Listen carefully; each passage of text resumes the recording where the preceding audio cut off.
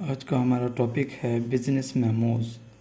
آج ہم جانیں گے کہ بزنس میموز کیا ہوتا ہے، کس وقت لکھا جاتا ہے، کس کو لکھا جاتا ہے اور کس طریقے سے لکھا جاتا ہے، اور اس کا بیسک سٹرکچر کیا ہے۔ میمو لاطینی لفظ میمورنڈم کا مخفف ہے، جس کا مطلب ہے یاد رکھیں۔ بزنس میمو آرگنائزیشن کے اندر انفارمیشن بھیجنے کے لیے استعمال کی جاتی ہے۔ میمو کی خصوصیت یہ ہے کہ یہ مختصر، براہ راست اور آسانی سے بھیجی جا سکتی ہے۔ یہ لیٹرز سے کم فارمل ہوتے ہیں لیکن پروفیشنل سٹائل کو برقرار رکھتے ہیں۔ میمو کا بیسک سٹرکچر ہوتا ہے۔ اس کے بیسک سٹرکچر کے 6 پارٹس ہیں، جن میں آپ کے پاس heading, purpose, body, conclusion, closing اور لاسٹ میں کاربن کاپی، جس کو ہم CC کہتے ہیں، آ جاتا ہے۔ میمو کا پہلا سیکشن ہیڈنگ ہوتا ہے، جس میں ٹو، فرام، ڈیٹ اور سبجیکٹ استعمال کرتے ہیں۔ ٹو میں آپ ریڈر کا پورا نام جاب ٹائٹل کے ساتھ لکھیں گے یا کوئی جنرل ٹرم استعمال کر لیں گے، جیسا کہ all employees of company. From میں آپ اپنا نام اور جاب ٹائٹل لکھیں گے۔ ڈیٹ میں آپ کرنٹ ڈیٹ لکھیں گے۔ سارے ہندسے استعمال نہیں کریں گے، کچھ الفابیٹ بھی لکھیں گے، اور سبجیکٹ میں میمو کا مقصد لکھیں گے، جو کہ بامقصد اور کلیئر ہونا چاہیے۔ اس کے بعد ہمارے پاس آ جاتا ہے پرپز۔ اس سیکشن میں آپ نے ایک مختصر سٹیٹمنٹ لکھنی ہے جو آپ کے ریڈر کو میمو کا مقصد بتائے۔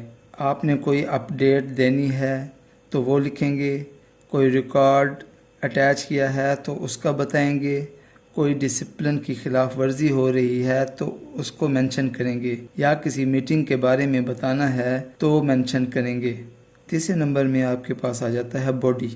باڈی کے سیکشن میں آپ نے پرپس کی وضاحت کرنی ہے اور اسے مکمل طور پر سمجھائیں گے۔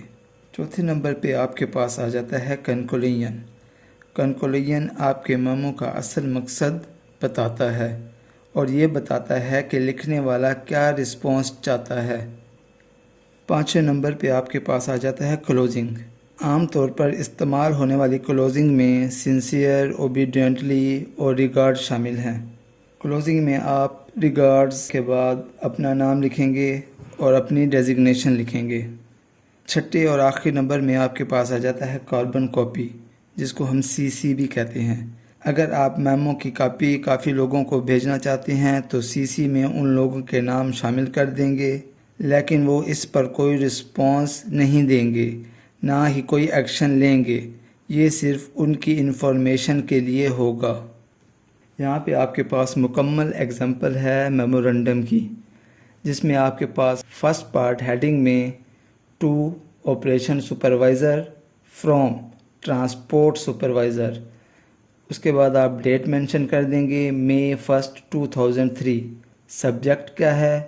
رینیول آف ڈرائیورز لائسنس، کہ آپ نے ڈرائیور کا لائسنس رینیو کرانا ہے۔ سیکنڈ پارٹ آپ کا پرپس کا ہے۔ پرپس میں آپ بتائیں گے کہ آپ کا مقصد کیا ہے، جیسے کہ یہاں پہ دیا ہوا ہے Our records indicate that your driver's license will expire on July 30, 2000۔ جو بھی ایئر ہوگا وہ آپ مینشن کر دیں گے۔ پرپس میں وہ بتانا چاہ رہا ہے کہ آپ کے ڈرائیور کا لائسنس ایکسپائر ہونے والا ہے جولائی 30 کو، اور باڈی میں آپ اسی ہی پرپس کی وضاحت کر دیں گے، جیسے کہ یہاں پہ وضاحت کی گئی ہے please submit the flowing documents before May 15, 2000 in order to complete the processing formalities: 3 sets of clear passport photocopies, 2 recent passport size photographs۔ یہاں پہ اس نے باڈی میں تفصیل بیان کر دی ہے کہ آپ کو ڈرائیور کا لائسنس رینیو کرانے کے لیے پاسپورٹ سائز فوٹو بھیجنی ہوں گی اور پاسپورٹ فوٹو کاپیز کے 3 سیٹ بھیجنے ہوں گے۔ کنکلوژن میں آپ اپنی باڈی کا نتیجہ بتا دیں گے کہ آپ نے کرنا کیا ہے۔ تو یہاں پہ جیسے مینشن ہے your cooperation in this regard would be appreciated, اگر آپ ہمارے ساتھ تعاون کریں گے تو ہمیں خوشی ہوگی۔ اس کے بعد ففتھ پارٹ کلوزنگ کا آ جاتا ہے۔ کلوزنگ میں آپ ریگارڈز، سنسیئرلی، یورز اوبیڈینٹلی کچھ بھی مینشن کر سکتے ہیں، اور ریگارڈز کے بعد آپ اپنا نام لکھیں گے اور اپنی ڈیزگنیشن لکھیں گے، جیسا کہ یہاں پہ لکھا ہوا ہے عمار احمد ٹرانسپورٹ سپروائزر۔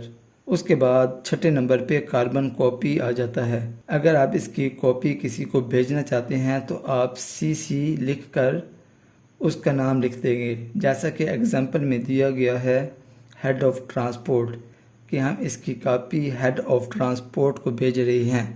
یہاں پہ آج کا ٹاپک اینڈ ہوتا ہے۔ شکریہ۔